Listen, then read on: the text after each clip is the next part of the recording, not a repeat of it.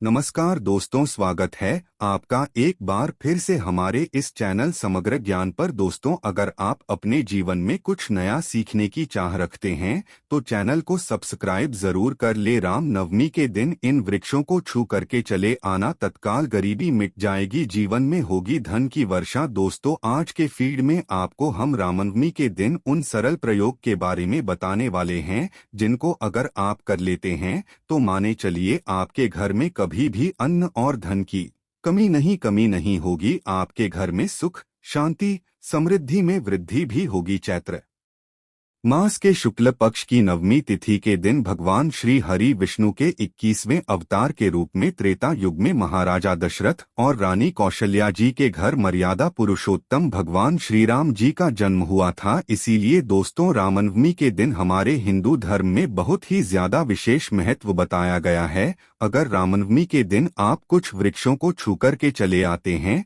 तो मान के चलिए आपके जन्म जन्मांतर की गरीबी, कष्ट, समस्याओं से आपको मुक्ति मिल जाएगी। आपकी जो भी इच्छा होगी वो अवश्य ही पूरी होगी। दोस्तों, रामनवमी का दिन एक बहुत ही शुभ दिन समझा गया है। रामनवमी इस बार 30 मार्च 2023 दिन गुरुवार को पड़ रही है। बता दें, इस दिन अमृत सिद्धि योग, ब्रह्मा योग, इंद्र योग जैसे कुल 52 तरीके के नए योग बन रहे हैं। आपको बता दें, कुछ ऐसे वृक्षों के बारे में हमारे धर्मशास्त्र में बताया गया है जिसमें रामनवमी के दिन ब्रह्मांड की महासर्वशक्तिशाली शक्तियों का वास होता है। अगर सही मुहूर्त पर इन वृक्षों को आप छू करके चले आते हैं तो मान के चलिए दोस्तों, अगर आप अपने जीवन में किसी भी तरह की परेशानी से परेशान थे, दरिद्रता आपके पीछे पड़ी हुई थी, समस्याओं ने आपको घेर लिया था, इन तरह की परेशानियों से आपको मुक्ति मिल जाएगी। दूसरी तरफ आपकी कैसी भी इच्छा हो, जैसे अगर आप नौकरी की तैयारी के थक चुके थे, आपकी नौकरी लग जाएगी, आपका बंद पड़ा व्यापार चल पड़ेगा, आपके पास जो धन आना बंद हो गया था, धन आना शुरू हो जाएगा। जो आपके पास बेफिजूल खर्ची थी, बेफिजूल खर्ची रुक जाएगी और आपके धन में वृद्धि भी होगी। जिस कार्य को भी आप शुरू करेंगे उस कार्य में आपको सफलता हासिल होगी। ध्यान रखिएगा दोस्तों, जिन वृक्षों के बारे में हम आपको बताने आ रहे हैं, धर्मशास्त्र के हिसाब से ये पावन वृक्ष हैं। मतलब कि सिर्फ इन वृक्षों को छू लेने भर से आपको अपनी हर तरह की समस्याओं से जहां एक तरफ मुक्ति मिलेगी, दूसरी तरफ आपके जीवन में आपकी जो भी होगी वो भगवान श्री राम जी के आशीर्वाद से अवश्य ही पूरी हो जाएगी। देखिए दोस्तों, हमारे धर्मशास्त्र में साफ साफ लिखा हुआ है कि पेड़ पौधे वनस्पति में भगवानों का वास होता है। इसीलिए पुराने समय के जो लोग होते थे वो सुबह उठते साथ ही पहले तो घर की झाड़ू लगाते थे, फिर घर के पास वाले किसी भी बड़े वृक्ष पर जाकर एक लोटा जल अर्पित कर देते थे, क्योंकि पुराने समय के लोगों को ये बात पता होती थी कि वृक्षों पर देवी देवताओं का वास होता है। देखिए, साइंस भी ये बात कहता है कि पेड़ पौधे वनस्पति फ्री में हमें प्राण वायु प्रदान करते हैं, के बिना हमारा जीवन संभव ही नहीं है। हर व्यक्ति ये बात जानता है और आप भी ये बात जानते होंगे कि एक मानव कार्बन डाइऑक्साइड को छोड़ता है। ये होती है जहरीली गैस, जिसको जो पेड़ पौधे वनस्पति होते हैं वो सोख लेते हैं और बदले में ऑक्सीजन रिलीज करते हैं, मतलब हमको ऑक्सीजन देते हैं। इसी तरह से अगर आप अपने जीवन में समस्याओं से घिरे हुए हैं, नकारात्मक शक्तियों ने आपको घेर लिया है और आप इन देव वृक्षों को छू लेते हैं, तो बस इन वृक्षों को छूने भर से मान के चलिए आपकी नकारात्मक शक्तियां वह पेड़ पौधे सोख लेंगे और आपके जीवन में सकारात्मक ऊर्जा का वास ला देंगे। दोस्तों, ग्रंथों में भी बताया गया है कि रामनवमी के दिन कुछ ऐसे वृक्ष हैं जिन पर साक्षात भगवान श्री राम, माता रानी जी और ब्रह्मांड की कई सर्वशक्तिशाली शक्तियों का वास होता है। दोस्तों, आपकी जानकारी के लिए बता दें कि रामनवमी का दिन एक ऐसा दिन है जिस दिन भगवान श्री राम जी की पूजा करने का एक अलग ही विशेष महत्व होता है। इस दिन माता रानी जी के 90वें स्वरूप सिद्धिदात्री जी की भी पूजा पाठ की जाती है। नवमी का दिन इसलिए भी विशेष हो जाता है क्योंकि भगवान श्री राम माता सिद्धिदात्री जी की पूजा के साथ इस दिन कन्या पूजन भी होता है। कन्या पूजन के बारे में आपको एक बात बता दें दोस्तों, कहा गया है कि अगर आप नवरात्रि के 9 दिन व्रत रख रहे हैं पूजा पाठ कर रहे हैं तो माता रानी जी इससे ज्यादा आपकी कन्या पूजन में खुश होती हैं। मतलब एक तरफ आप व्रत रख लीजिए, पूजा पाठ कर लीजिए और एक तरफ आप अच्छे से कन्या पूजन कर लीजिए। माता रानी जी आपकी कन्या पूजन से प्रसन्न होकर तुरंत ही आपको आशीर्वाद दे देती हैं। इसीलिए रामनवमी का दिन और भी ज्यादा विशेष और महत्वपूर्ण हो जाता है। वीडियो को मिस मत कीजिएगा दोस्तों, क्योंकि यह वीडियो के लिए नहीं, आपके पूरे परिवार के लिए बहुत ही ज्यादा लाभदायक हो सकता है। क्योंकि जिन वृक्षों के बारे में हम आपको बताने आ रहे हैं, सिर्फ रामनवमी के दिन इन पर ब्रह्मांड की महा सर्वशक्तिशाली शक्तियों के साथ माता रानी जी का वास होता है।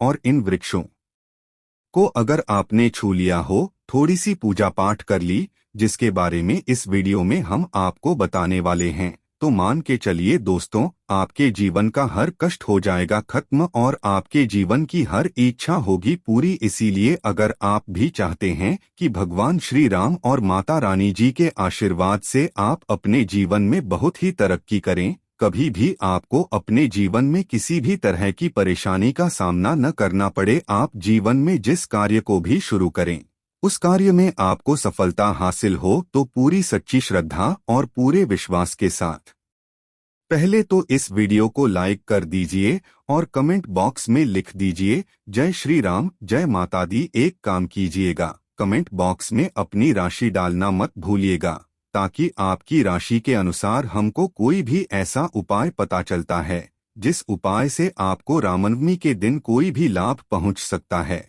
वो हम आपको आपके कमेंट में आके रिप्लाई के माध्यम से बता देंगे। तो सबसे पहले तो आप वीडियो लाइक कर दीजिए और अपनी राशि कमेंट बॉक्स में डालना मत भूलिएगा। सबसे पहला वृक्ष जो आपको नवमी के दिन अवश्य ही छू करके आना है, वह है बेल का वृक्ष। बिल्कुल सही सुना आप लोगों ने दोस्तों, बेल वृक्ष एक ऐसा वृक्ष है जिसके प्रत्येक पत्ते में माता पार्वती जी का वास होता है। इस वृक्ष में आपको भगवान भोलेनाथ जी का वास मिल जाएगा। बेल वृक्ष की जड़ में भगवान ब्रह्मा जी का वास होता है। कहा जाता है बेल वृक्ष की जड़ में स्वर्ग तक बसता है। तो आपको बस यहाँ करना है दोस्तों, एक लोटा जल ले लीजिए, एक लोटे जल में 2-4 बूंद गंगा जल डाल दीजिए। गंगा जल मार्केट में बड़ी आराम से मिल जाता है। घर के पास वाले किसी भी बेल के पेड़ के पास चले जाएं, आपको एक लोटा जल अर्पित करने बेल वृक्ष को छूना है और अपने घर पर चले आना है।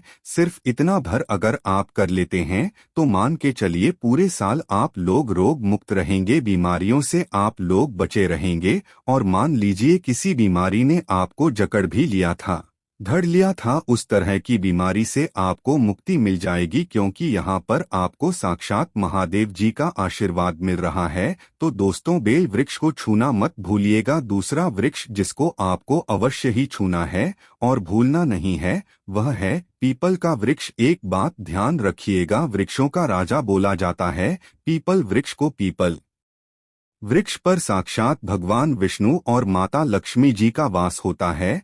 और पीपल वृक्ष जो है दोस्तों, उसमें भगवान हनुमान जी महाराज भी बचते हैं और इसमें कई तरह के देवी देवताओं का वास होता है। तो आपको बस यह करना है कि रामनवमी के दिन घर के पास वाले किसी भी पीपल वृक्ष पर जाना है। पहले तो आप लोगों को ये सुबह के वक्त करना है। ध्यान रखिएगा कि आपको सुबह के वक्त या सूर्यास्त से पहले भी आप ये उपाय कर सकते हैं, लेकिन सुबह के वक्त अगर यह उपाय करते हैं तो बहुत ही अच्छा मन आएगा। लेकिन अगर आपके पास समय नहीं बचता है तो आप सूर्यास्त से पहले मतलब 5-6 बजे तक भी इस उपाय को कर लीजिएगा। पीपल वृक्ष के पास आपको एक दीपक जलाना है। दीपक जलाने के बाद आपको उस पीपल वृक्ष की 3 परिक्रमा करनी है। 3 परिक्रमा करते वक्त आपको भगवान श्री हरि विष्णु जी का बीज मंत्र बोलना है। बीज मंत्र इस तरह से है, ओम नमो भगवते वासुदेवाय नमः। हम फिर से रिपीट कर दे रहा हूँ दोस्तों, ओम नमो भगवते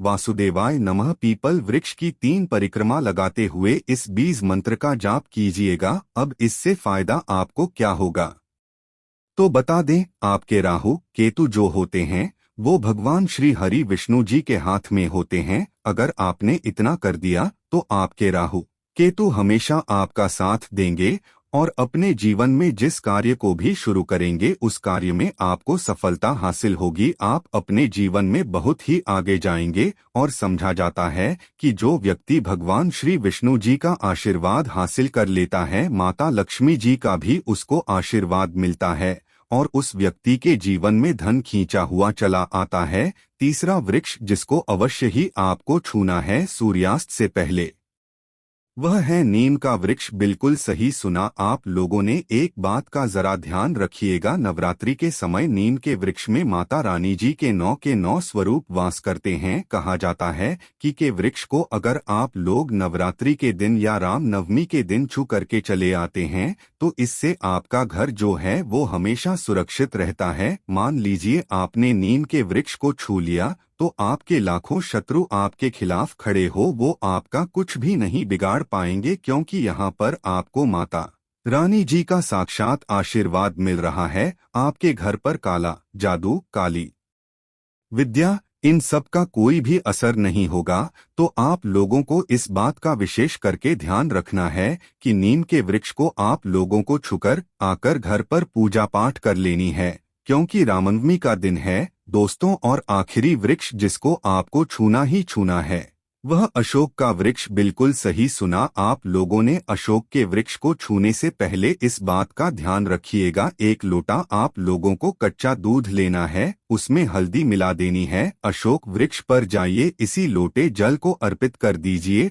और यहाँ पर इस वृक्ष को आपको छू लेना है। क्योंकि दोस्त तो अशोक का वृक्ष एक अकेला ऐसा वृक्ष है जिसमें ब्रह्मांड की सारी शक्तियां अवश्य ही वास करती है। एकादशी हो गया, अमावस्या हो गई, पूर्णिमा हो गई, रामनवमी हो गई, इन तरीके के शुभ दिनों पर ब्रह्मांड की सारी शक्तियां इस वृक्ष पर वास करने आती हैं। तो बस दोस्तों आप लोगों से निवेदन है, लाइक करना मत भूलिएगा और कमेंट बॉक्स में अवश्य लिख दीजिएगा जय श्री राम, जय माता दी।